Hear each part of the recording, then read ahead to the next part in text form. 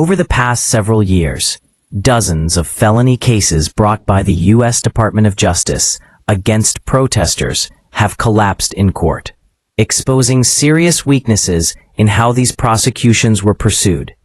What was initially presented as a strong federal response to unrest has increasingly come under scrutiny as judges dismiss charges, juries refuse to convict, and prosecutors quietly drop cases they can no longer defend. Many of these felony charges arose from mass protests across the country, where law enforcement arrested large groups of people at once. Instead of focusing on specific criminal actions, prosecutors often relied on broad theories that treated presence at a protest as evidence of criminal intent. In courtrooms, however, that approach repeatedly failed. Judges demanded proof of individual wrongdoing, not assumptions based on crowd behavior or political messaging.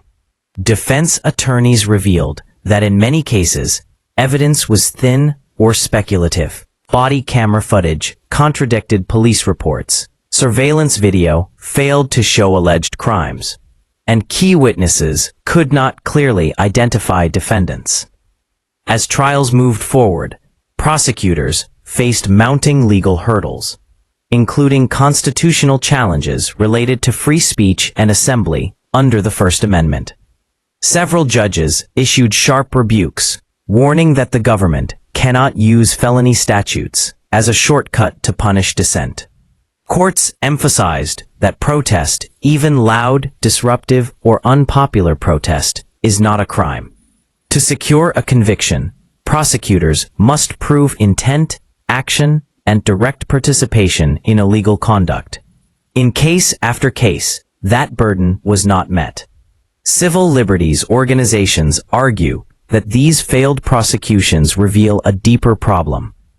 Even when cases collapse, defendants often endure months or years of legal battles, financial strain, lost employment, and emotional stress. Critics say this creates a chilling effect, where the threat of severe punishment discourages lawful political expression, regardless of whether convictions are ultimately obtained.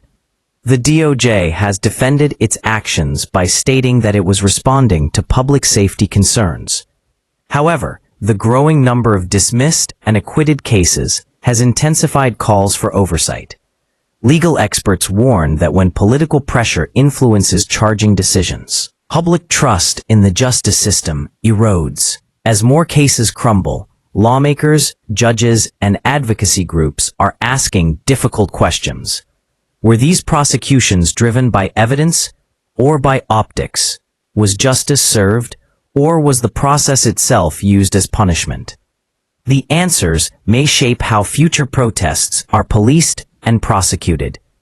What remains clear is this: the rule of law demands restraint, precision, and respect for constitutional rights. The collapse of these felony cases stands as a reminder that in a democracy, the government must meet a high standard before taking away a citizen's freedom, especially when that citizen is exercising the right to protest.